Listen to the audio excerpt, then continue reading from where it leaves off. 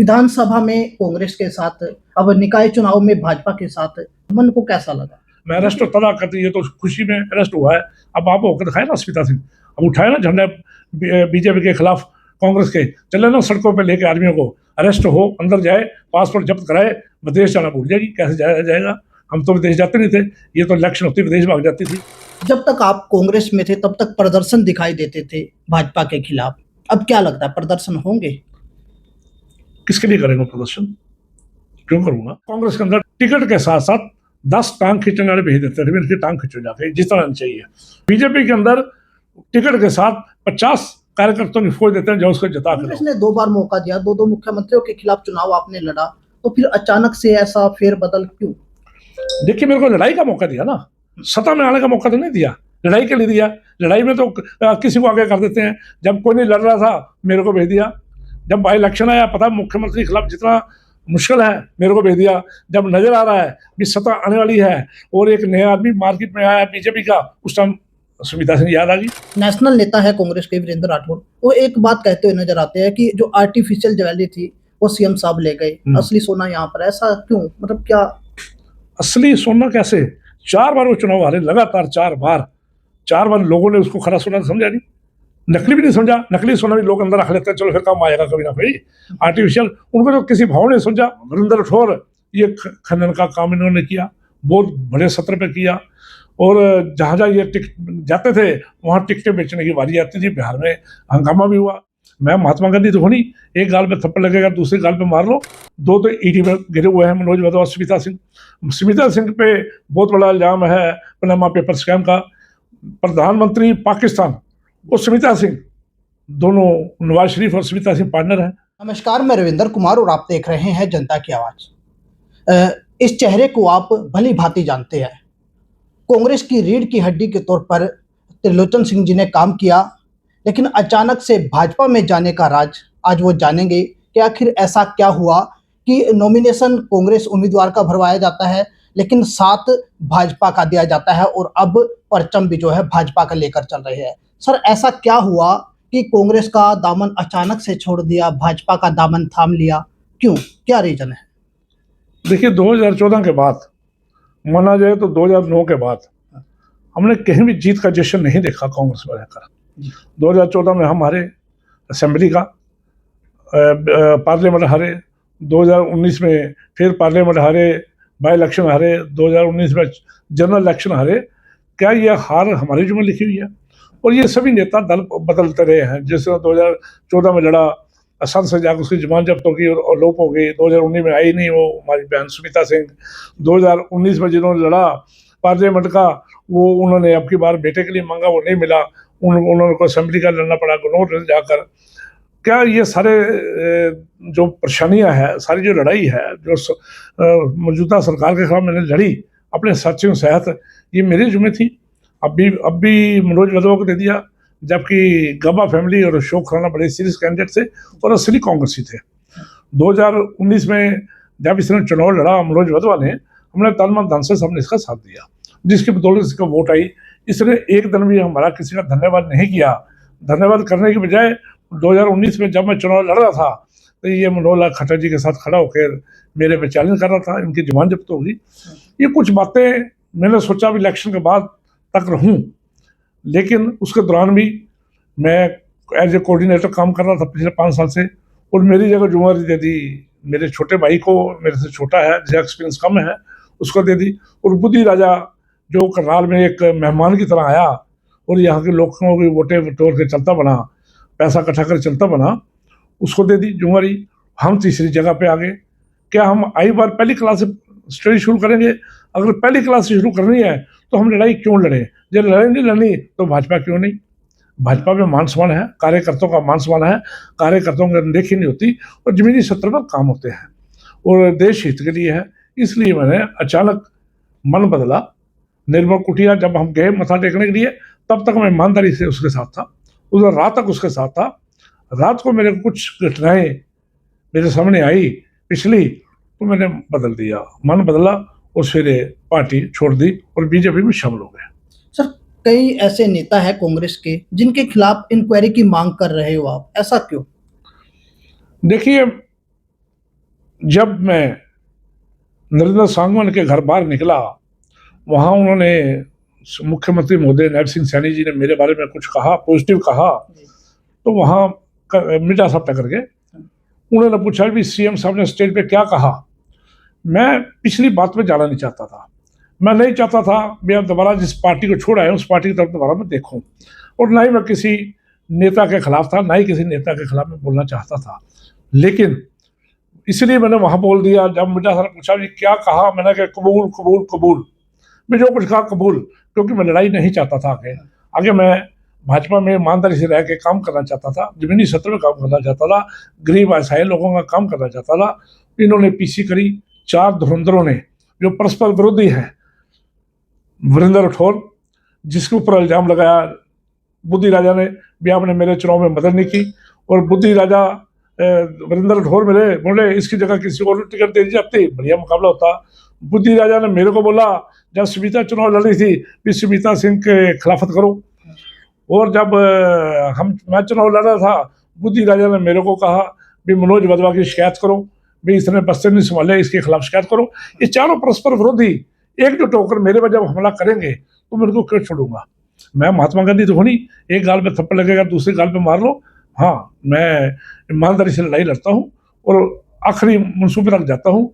इनके खिलाफ मैं जल्दी पीसी करने वाला हूँ। 12 तारीख का रिजल्ट की इंतजार हो रही है, उसका पीसी करूंगा इन 4 नेताओं के खिलाफ। चारों नकली है, चारों एक दूसरे के खिलाफ बोलते हैं, चारों ईडी में, 2 तो ईडी में गिरे हुए हैं, मनोज वधवा, सुमिता सिंह। सुमिता सिंह पे बहुत बड़ा इल्जाम है पनामा पेपर स्कैम का। प्रधानमंत्री पाकिस्तान और सुमिता सिंह दोनों, नवाज शरीफ और सुमिता सिंह पार्टनर हैं। कितनी चंबे बात है कि दोनों अलग अलग देशों के लोग आपस में पार्टनर है।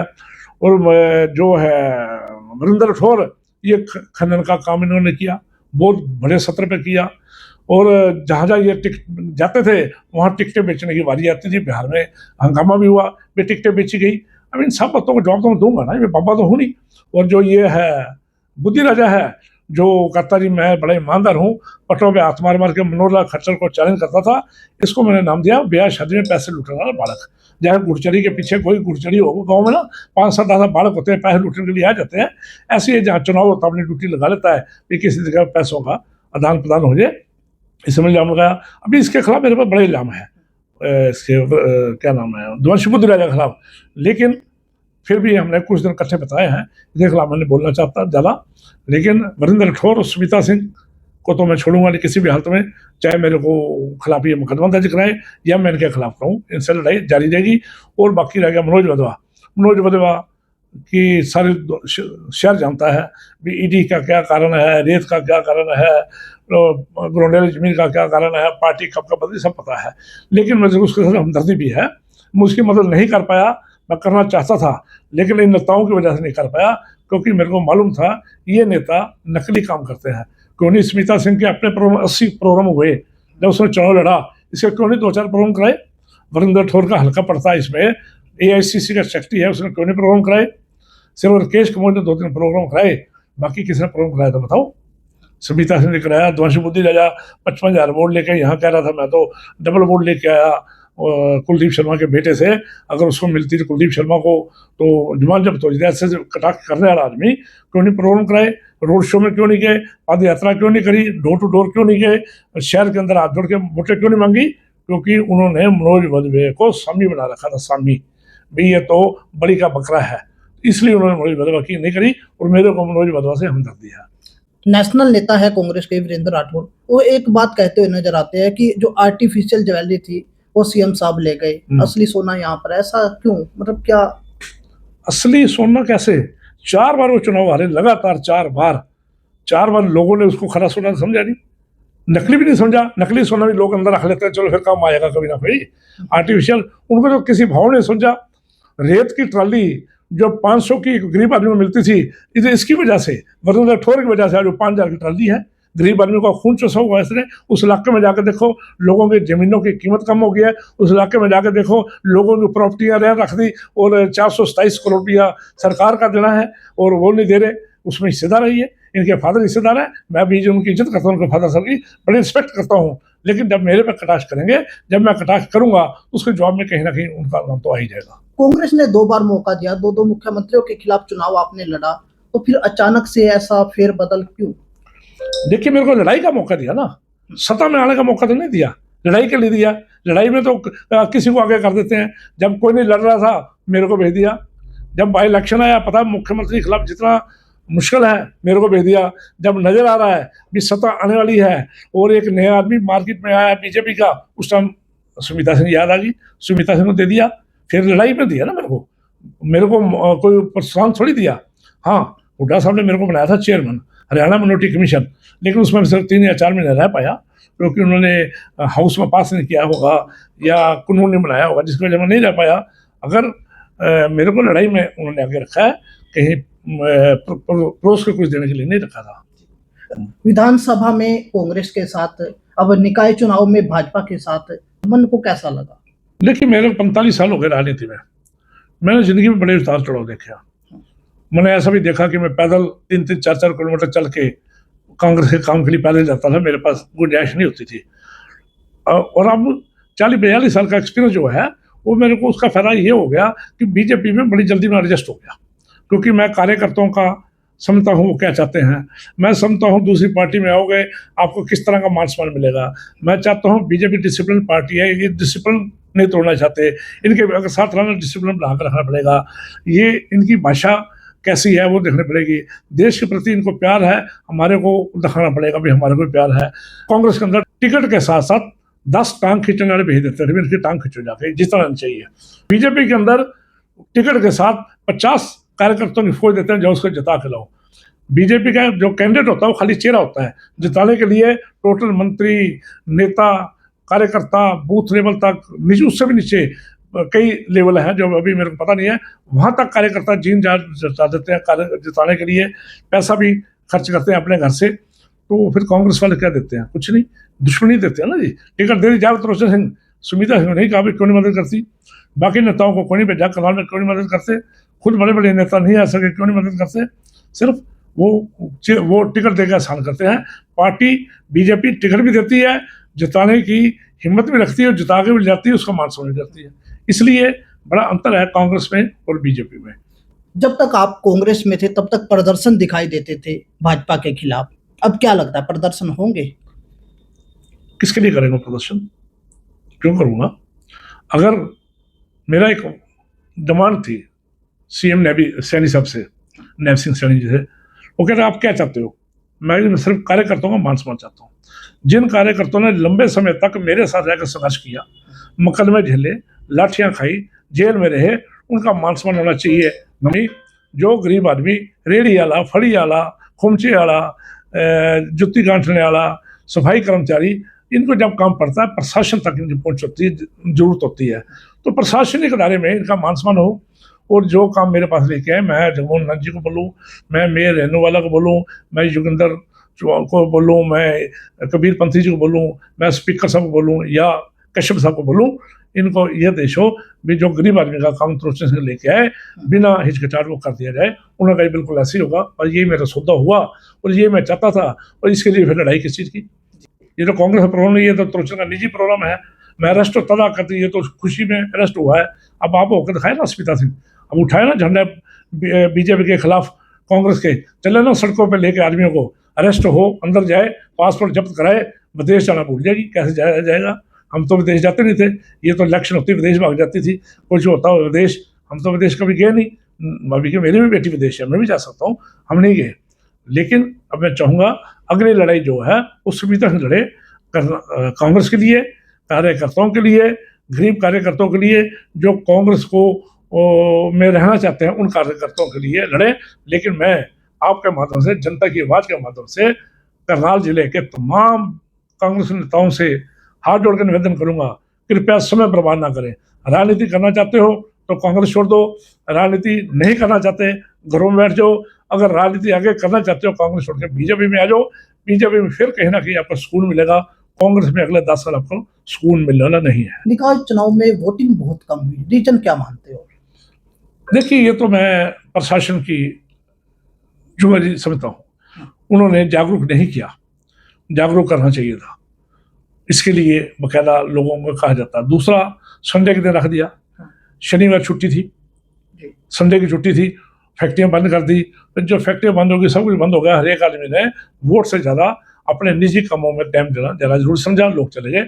मैं इलेक्शन कमीशन को जनता की आवाज़ के माध्यम से ये कहना चाहता हूँ, वर्किंग डे में पोलिंग हो और एम्प्लॉइज़ का तो ऑफिस भी खुले, बेशक हाफ डे की छुट्टी हो, 12 तक, 12 बजे ऑफिस खुले, ताकि सभी आदमी तैयार होकर वोट डाल के जाए। और थोड़ी सख्ती होनी चाहिए भाई, जो वोट डाल के है उसकी हाजिरी लगेगी, जो वोट डाल के नहीं है उसकी गैर लगेगी। बाकी लोगों को भी प्रेरित किया जाए, हर एक आदमी के वहाँ पहुँच के पूछा जाए दुकानदारों से भी, देखो वोट डाल के है नहीं है, थोड़ा उत्साह बढ़ाना पड़ेगा। और आपकी बात तो क्योंकि कांग्रेस बड़ी कमजोर थी तो लोग वोट भी डालने नहीं गए, जब रेणु वाला जीत ही रही है तो हमने क्या वोट डाली, ये भी कारण रहा। तो क्या लगता है कल रिजल्ट आ जाएंगे, क्या नतीजा आने वाला है? देखिए, मैं तो मानता हूँ 20 के 20 सीट आएंगी, लेकिन फिर भी 2 सीट पे, मैं 3 सीट पे मुकाबला कड़ा मानता हूँ। एक 3 नंबर पे, एक 7 नंबर पे, एक 14 नंबर पे। मैं समझता हूँ यहाँ मुकाबला 14 नंबर या 13 नंबर है, रोहित जोशी वाला, पता नहीं क्या नंबर है ये, इस पर मैं मानता हूँ मुकाबला है। लेकिन 20 की 20 सीट भाजपा जीत रही है और मेयर रेणु वाला कम से 50,000 से मार्जिन से जीत रही है। होली का पर्व आ रहा है, क्या संदेश देना चाहोगे? देखिए, होली ऐसा त्योहार है जिसमें गिले शिकवे भूल जाना चाहिए, गिले शिकवे भूल के आगे बढ़ना चाहिए। मैं सबको कहता हूँ गिले शिकवे भूलो, आगे बढ़ो, लेकिन जो जख्म है क्या वो होली में भर जाएंगे कि नहीं भरेंगे, इसका मैं कुछ कह नहीं सकता। लेकिन कोशिश की जाए गिले शिकवे भूल कर आगे बढ़े। रंगों का त्योहार है, खुश रहें, खुशहाल रहें, सब एक दूसरे पे करें और भारत हमारा देश और ज़्यादा तरक्की करे। सारे 36 बरादरी के लोग सब भाईचारा इकट्ठा रहे और रंगों का त्योहार है, अलग अलग रंगों में रहकर होली का त्यौहार मनाएं। तो साथियों, ये थे हमारे साथ सरदार त्रिलोचन सिंह जी, जो कांग्रेस में थे और अब भाजपा के साथ जो है कंधे से कंधा मिलाकर चल रहे हैं। और वहीं अब कल जो है निकाय चुनाव का रिजल्ट आ जाएगा। 20 के 20 सीटों पर दावा कर रहे हैं कि कमल खिलेगा और पूर्व मेयर रेणुबाला गुप्ता थी वो फिर से जो है मेयर बनेगी, ऐसा जो है इनका दावा है। और कुछ कांग्रेस नेताओं पर जो है हमला करते हुए नजर आए। जी हाँ, उनकी इंक्वायरी करने की जो है बात कर रहे हैं। तो वीडियो को शेयर कीजिएगा और कमेंट में राय जरूर दीजिएगा। इसी के साथ जय हिंद, जय भारत।